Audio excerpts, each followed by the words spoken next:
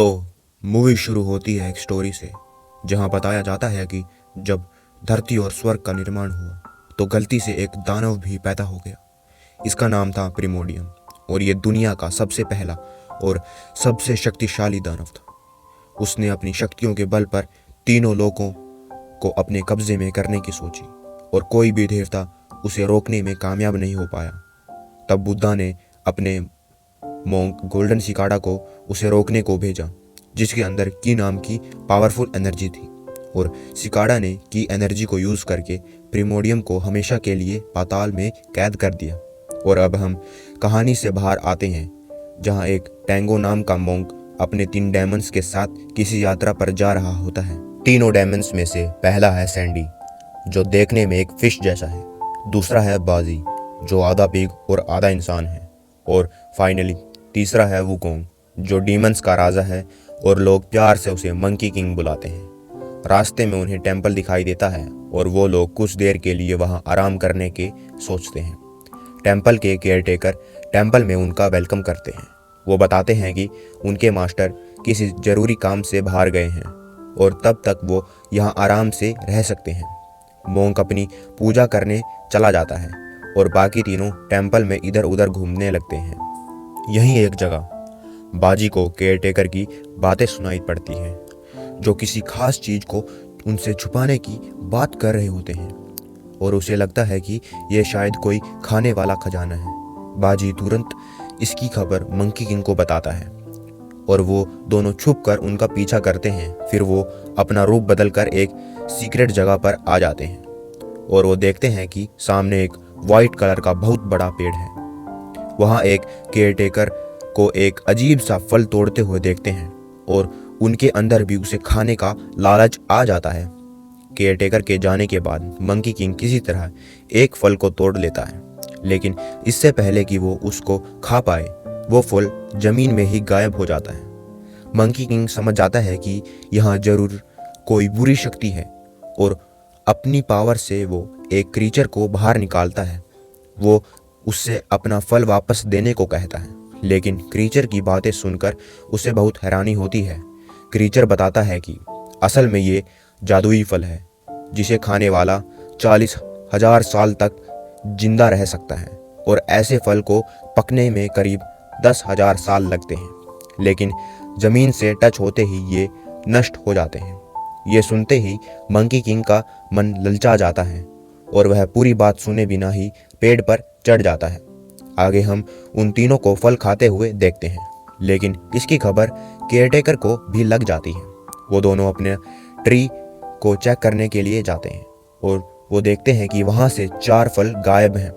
वो उन डायमंड्स पर चोरी का इल्जाम लगाते हैं और मोंक को भी इस बात का पता चल जाता है। केयरटेकर मोंक को बुरा भला कहता है और कहता है कि शायद इन डायमंड्स की तरह तुम्हारी भी नीयत में कोई खोट है। मंकी किंग अपने मास्टर की बेइज्जती सहन नहीं कर पाता और कहता है कि अब मैं तुम्हारे उस पेड़ को ही जड़ से मिटा दूंगा। मोंक उसे शांत करने की कोशिश करता है, लेकिन मंकी किंग अपनी मैजिक स्टिक निकालकर उस पेड़ को नष्ट करने के लिए चला जाता है। वहाँ वो अपनी मैजिक स्टिक का साइज बड़ा करके उस पेड़ को जड़ से निकाल देता है और केयरटेक्स चाह कर भी उसे रोक नहीं पाते। तभी इस टेंपल का मास्टर भी वहाँ आ जाता है और अपने साथियों से तुरंत वहाँ एक सुरक्षा चक्र बनाने को कहता है। मोंक उससे माफ़ी मांगता है, लेकिन मास्टर कहता है कि इसकी सज़ा तो मंकी किंग को ही भुगतनी पड़ेगी। आगे हम उन दोनों में लड़ाई होते हुए देखते हैं, जहाँ बाजी और सैंडी भी मंकी के साथ देने लगते हैं। तभी सुरक्षा चक्र में दरार आने लगती है और एक भयानक मॉन्स्टर वहाँ से बाहर निकल आता है। वो मॉन्स्टर टैंक को देखता है और उसे गोल्डन सिकाड़ा समझकर अपने साथ वहाँ से ले जाता है। मास्टर ये सब देख लेता है और लड़ाई खत्म करने के लिए तीनों डिमेंट्स को शील्ड में कैद कर लेता है। फिर वो उन्हें बताता है कि ये पेड़ की एनर्जी से बना था, जिसने उस प्राचीन दानव प्रिमोडियम को कैद किया हुआ था, और अब तुम्हारी गलती की वजह से वो शैतान आज़ाद हो चुका है। आगे मास्टर बताता है कि तुम्हारा मास्टर मोंक असल में सिकाड़ा का दफदार है और प्रिमोडियम अगले 3 दिनों में उसे मारकर उसकी सारी शक्तियां लेने वाला है। मंकी किंग कहता है कि कोई भी शैतान उसके आगे नहीं टिक सकता और वो अपने मास्टर को जरूर बचाएगा। वो लोग वहाँ से जाने की तैयारी करते हैं और हम देखते हैं कि एक स्मोक पेड़ से निकलकर मंकी किंग के साथ चला जाता है। इधर हम प्रिमोडियम को देखते हैं जो मोंग को लेकर सीक्रेट माउंटेन पर आ पहुंचा है और वहां आराम करने लगता है। तभी वहां पर दूसरे डेमन्स आ जाते हैं और प्रिमोडियम को दूसरा डेमन समझकर उसका शिकार करने लगते हैं। लेकिन जब उनको पता चलता है कि वो उनका पूर्वज है प्रिमोडियम, तब वो थर थर कांपने लगते हैं। उधर हम मंकी किंग को देखते हैं जो प्रिमोडियम को ढूंढने आगे बढ़ा रहा होता है और तभी वो स्मोक निकलकर उनके सामने आ जाता है। उन्हें लगता है कि शायद यह भी कोई डेमन है, लेकिन पता चलता है कि ये वही की एनर्जी है जिसने प्रिमोडियम को कैद किया हुआ था और यहाँ उनकी मदद करने आई होती है। मंकी किंग को उसकी बातों पर बिल्कुल यकीन नहीं होता और वो उसे उठाकर वहां से दूर फेंक देता है। वो एक बार फिर जंगल स्पिरिट को बाहर निकालता है और उसे प्रिमोडियम तक जाने का रास्ता पूछता है। स्पिरिट उसे बताता है कि ये माउंटेन गॉड का इलाका है और उसको जरूर पता होगा, तुम्हें उसके पास जाना चाहिए। आगे स्पिरिट और सैंडी मंकी किंग को की के बारे में समझाते हैं और वो उसे भी साथ ले जाने को तैयार हो जाते हैं। प्रिमोडियम को भी उनके इस मिशन का पता लग जाता है और वो ब्रो को उनके साथ साथ की को भी खत्म करने को कहता है। फिर वो मोंग को बताता है कि जल्द ही मुझे अपना असली रूप वापस मिलने वाला है और तुम्हारी पावर लेकर मैं खुद को भी शक्तिशाली बना लूंगा। इधर मंकी किंग और उसके साथ ही खाना खाने एक गांव में आते हैं जो माउंटेन किंग के टेंपल के पास बना हुआ है। तभी ब्रो उसके लोग उन पर हमला करने आते हैं जिन्हें प्रिमोडियम ने भेजा है।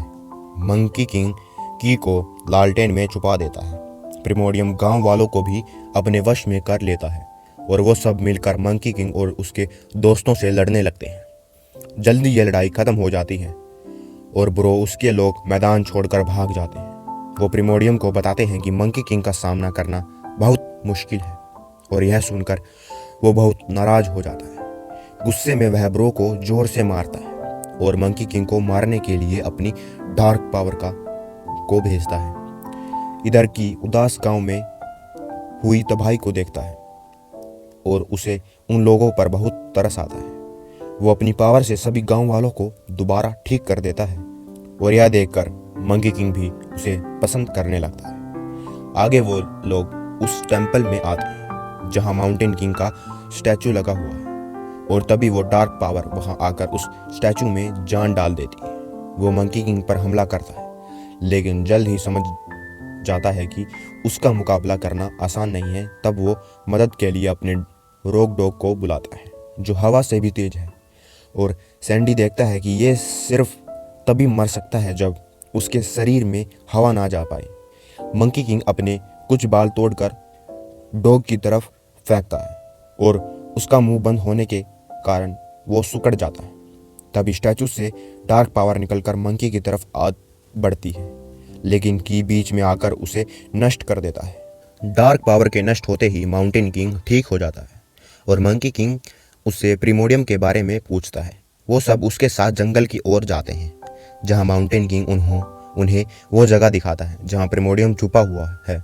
जाते हुए माउंटेन किंग उन्हें की का ध्यान रखने को कहता है क्योंकि अगर उसने की को मार दिया तो प्रिमोडियम को कोई रोक नहीं सकता। मंकी किंग उसके बाद समझ जाता है और फिर उसके रूक डॉग को भी ठीक कर देता है। उधर प्रिमोडियम अलग अलग मॉन्स्टर उसके स्वागत में आते हैं और अपने आप को स्ट्रॉन्ग दिखाते हैं और हम देखते हैं कि उसे उसका असली रूप भी वापस मिल गया है। इधर मंकी किंग की को सेफ रखने के लिए की को वहीं पर छोड़ देता है और अपनी पावर से उसके आसपास एक लक्ष्मण रेखा बना देता है। फिर वो बाजी और सैंडी के साथ प्रिमोडियम से लड़ने जाता है और देखता है कि उसकी आर्मी सी ओर आ रही होती है। वहाँ उनकी लड़ाई शुरू हो जाती है, 3 और वो हजारों। मंकी किंग भी अपनी पावर से के साथ उन मॉन्स्टर्स का कोई मौका नहीं देता और जल्दी ही उनमें से काफ़ी सारे मैदान छोड़कर भाग जाते हैं। बाकी बचे मॉन्स्टर्स एक साथ मंकी किंग पर हमला करते हैं और वो उनसे निपटने के लिए एक पावर यूज़ करता है। वो अपने कुछ बाल तोड़कर बहुत सारे छोटे मंकी किंग में बदल जाते हैं। मॉन्स्टर्स उसकी ट्रिक का सामना नहीं कर पाते और यह देखकर प्रिमोडियम को खुद मैदान में आना पड़ता है। मंकी किंग, बाजी और सैंडी तीनों एक साथ मिलकर उस पर हमला करते हैं और एक टाइम पर ऐसा लगता है जैसे वो ये जंग आसानी से जीत जाएगा। लेकिन तभी प्रिमोडियम फिर खड़ा हो जाता है और एक घायल शेर की तरह उन पर अटैक करने लगता है। वो तीनों इस बार उसकी पावर का सामना नहीं कर पाते और प्रिमोडियम उन्हें बुरी तरह घायल कर देता है। इधर की भी जाग जाता है और देखता है कि वो एक शील्ड में कैद है।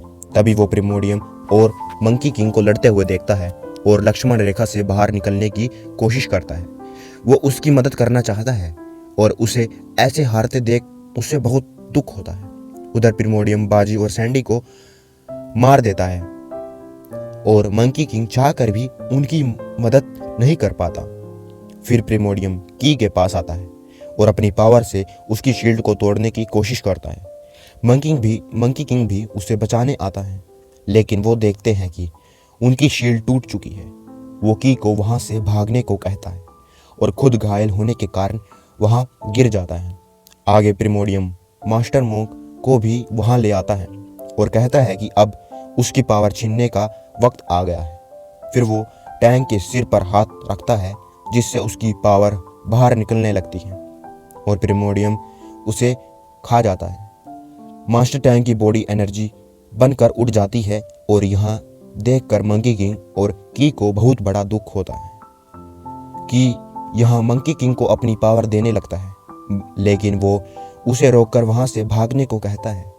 प्रिमोडियम को लगता है कि शायद मंकी हार मान लेगा, लेकिन वो कहता है कि हारने से पहले मैं मरना पसंद करूंगा। यह सुनकर प्रिमोडियम को गुस्सा आ जाता है और वो उसे बुरी तरह मारने लगता है। मंकी किंग को इस हालत में देखकर फाइनली की का सब्र टूट जाता है और वो अपनी पूरी ताकत से प्रिमोडियम पर हमला करता है। प्रिमोडियम भी उसका मुकाबला करने जाता है और यहाँ ऐसा लगता है जैसे प्रिमोडियम की हार पक्की है, लेकिन तभी वो खुद को बदलने लगता है और कहता है कि अब मेरे पास मास्टर टैंक की पावर है। वो अपनी पूरी ताकत लगाता है और उसके इस हमले से की नहीं बच पाता। की के शरीर से निकली की एनर्जी बेहोश पड़े मंकी किंग में चली जाती है और उसका दिल एक बार फिर से धड़कने लगता है। वो एक बार फिर खड़ा होता है, लेकिन हम देखते हैं कि अब वो प्रो मैक्स फॉर्म में आ चुका है।